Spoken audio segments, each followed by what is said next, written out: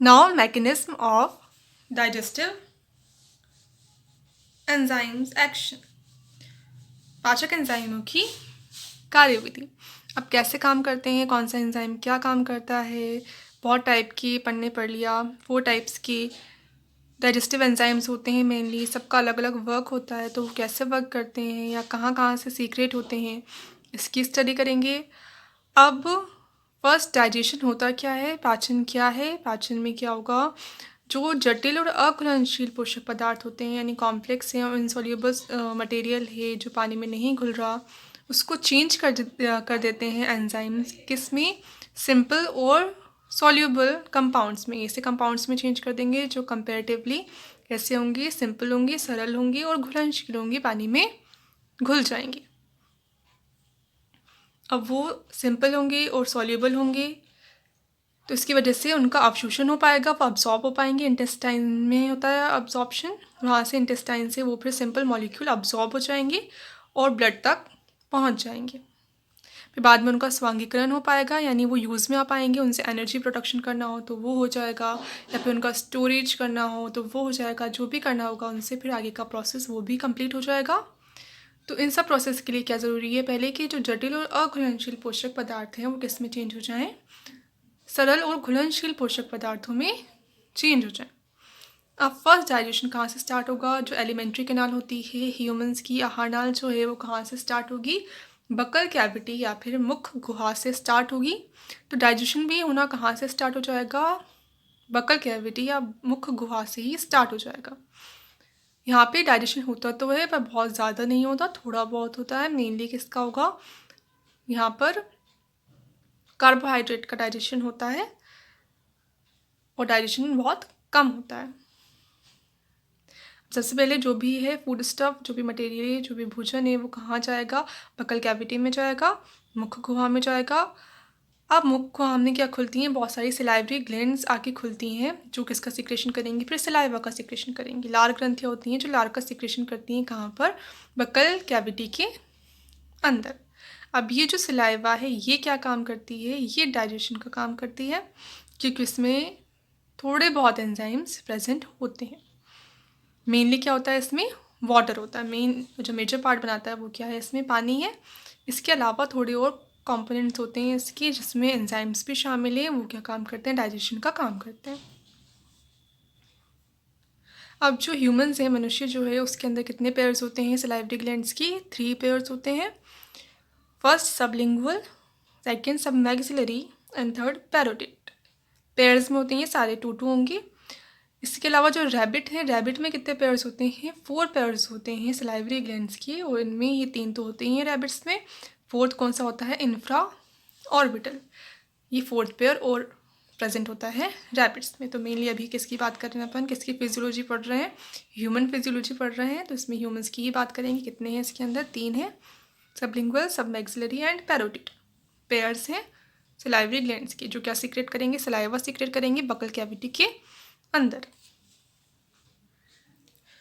अब जो सलाइवा है ये लार जो है वो कैसी होती है, अम्लीय होती है या एसिडिक होती है। इसका 98.5% टू 99% तक जो पार्ट है वो किसका बना होता है, जल का बना होगा, वाटर होता है इसमें इतना ज़्यादा। उसके बाद इसके अलावा कौन कौन सी चीज़ें प्रेजेंट होती हैं, एक तो सेल्स प्रेजेंट होती हैं जिनको क्या कहेंगे, कोशिकीय अवयव। कौन कौन सी सेल्स होती हैं, एक तो म्यूकस सेल्स या फिर श्लेष्मीय कोशिकाएं होती हैं, WBC प्रेजेंट होती हैं, और बैक्टीरिया भी इसमें प्रेजेंट हो सकते हैं। और अब जो इनऑर्गेनिक कंपोनेंट हैं, अकार्बनिक अवयव हैं, इसमें कौन कौन से आ जाएंगे, सोडियम आयन्स आ जाते हैं इसमें सारे। पॉजिटिवली चार्ज आयन भी प्रेजेंट होते हैं, नेगेटिवली चार्ज आयन भी प्रेजेंट होते हैं। सोडियम, पोटेशियम, कैल्शियम, मैग्नीशियम सारे क्या हैं, पॉजिटिवली चार्ज हैं। क्लोरीन, सल्फेट, कार्बोनेट ये सारे क्या हैं, नेगेटिवली चार्ज हैं। तो ये आयन्स भी इसके अंदर प्रेजेंट होते हैं। कार्बनिक अवयव में या फिर ऑर्गेनिक जो कंपोनेंट होते हैं इसके कौन से होंगे, एक तो होगी म्यूकस। म्यूकस क्या है, पॉलीसेकेराइड ही होता है, कार्बोहाइड्रेट है, कार्बन प्रेजेंट होता है कार्बोहाइड्रेट में, तो ये कैसे हैं, कार्बनिक अवयव है। म्यूकस प्रेजेंट होता है जो कैसा होता है, स्लाइमी होता है, चिकना चिपचिपा सब्सटेंस होता है। ये म्यूसिन ग्लाइकोप्रोटीन का बना हुआ होता है। इसके अंदर क्या होता है, पॉलीसेकेराइड कौन सा है, म्यूसिन। अब ये भी कैसा है, ग्लाइकोप्रोटीन है, यानी इसमें कार्बोहाइड्रेट के साथ क्या प्रेजेंट है और प्रोटीन भी अटैच्ड है, प्रोटीन भी इसके अंदर प्रेजेंट होता है। इसके अलावा कौन सा एंजाइम होता है सलाइवा में, एमाइलेज या फिर सलाइवरी एमाइलेज। एमाइलेज जो है वो मेनली कहाँ पर होता है, इंटेस्टाइन के अंदर होता है ये एंजाइम,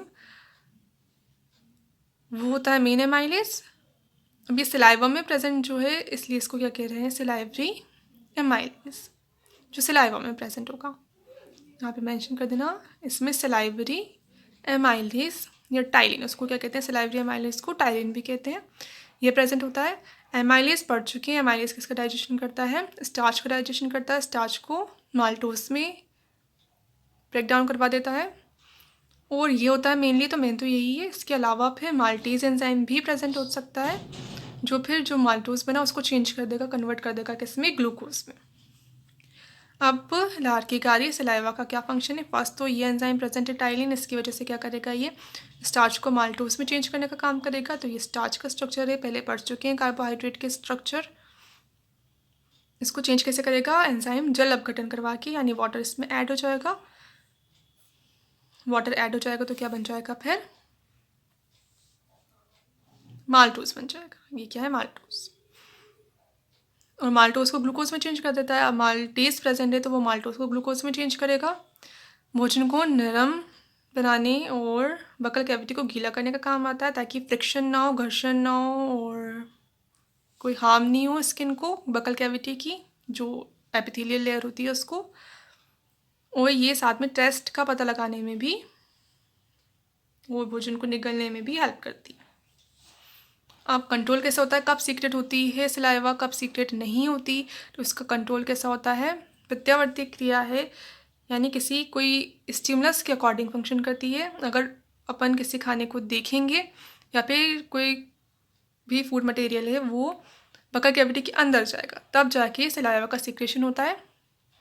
कौन कंट्रोल करेगा इसको, मेडुला पार्ट, मेडुला ऑब्लिंगेटा, सारे जो रिफ्लेक्स एक्शन होते हैं उसको मेडुला या स्पाइनल कॉर्ड कंट्रोल करती है।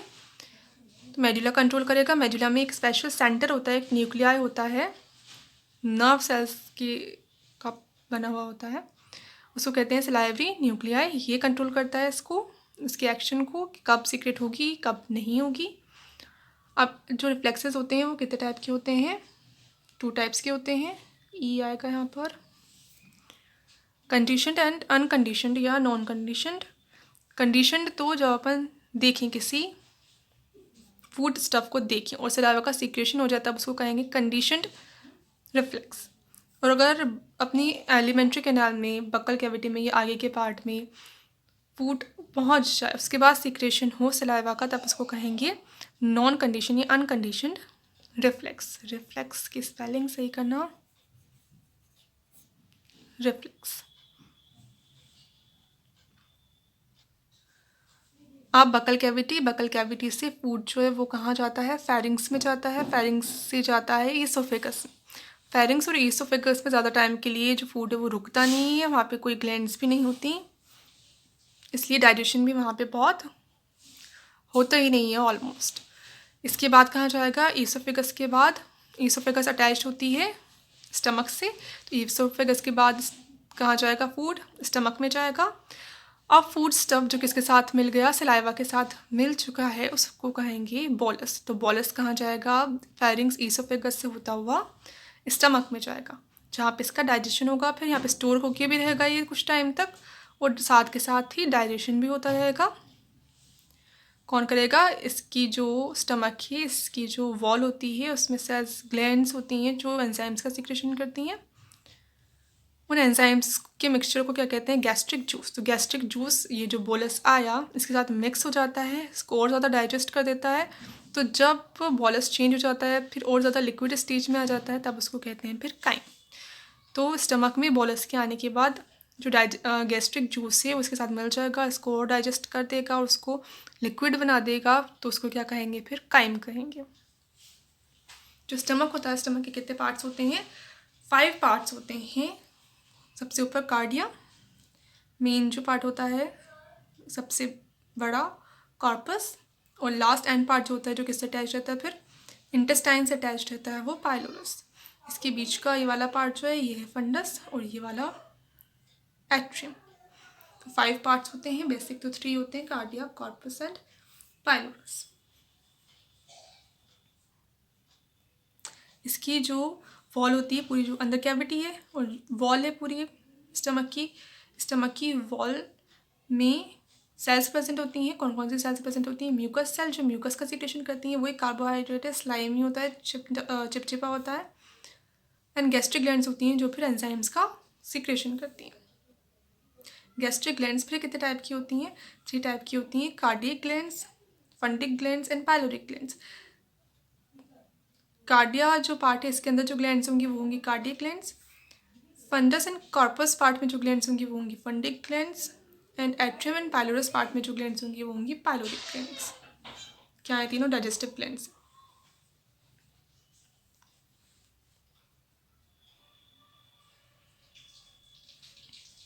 Now first cardiac glands. Cardiac glands कहाँ पर होती हैं? स्टमक के कार्डिया वाले पार्ट में होती हैं।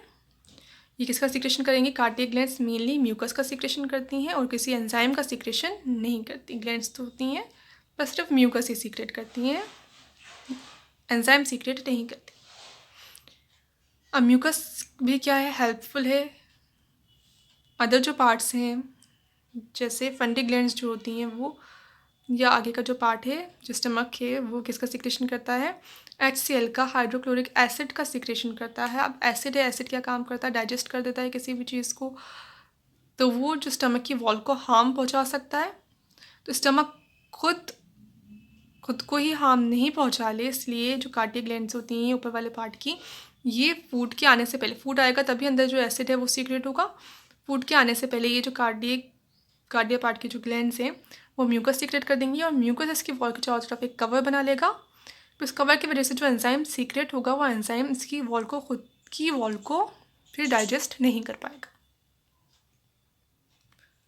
और ये जो वॉल होती है ये अदर वे में भी प्रोटेक्ट करके रखती है।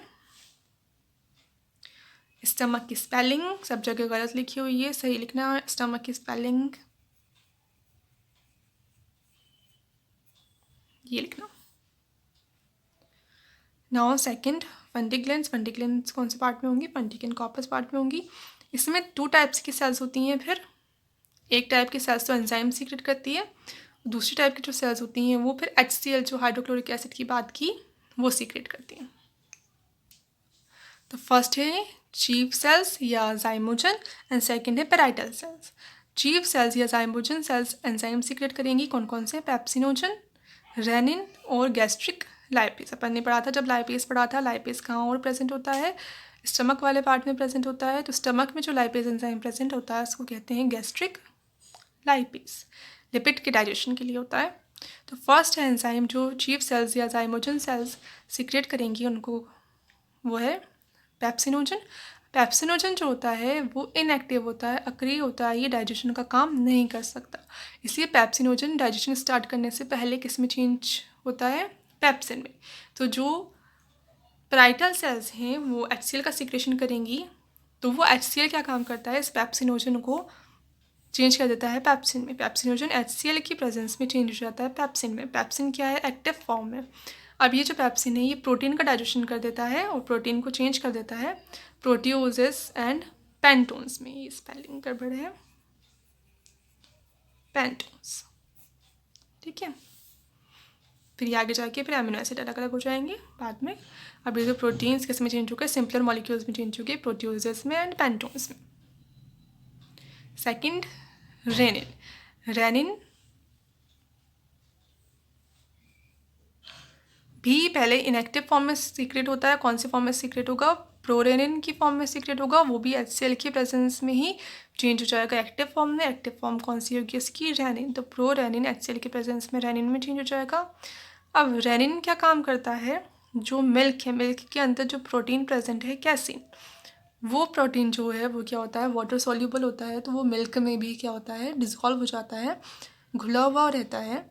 तो रेनिन कैल्शियम आयन की प्रेजेंस में इस